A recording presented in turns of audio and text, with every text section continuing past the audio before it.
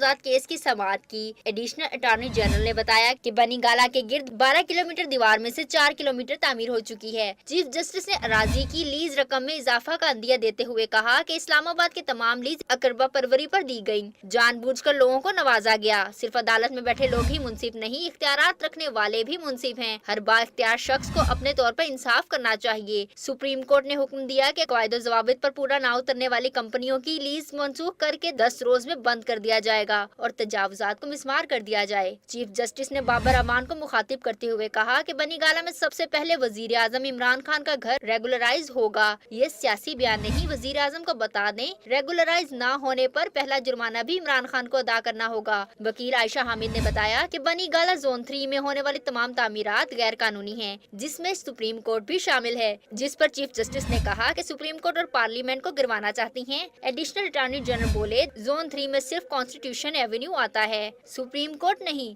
عدالت نے غیر قانونی لیز سے متعلق چیئرمین CDA سے رپورٹ طلب کرتے ہوئے سماعت 22 اکتوبر تک ملتوی کر دی۔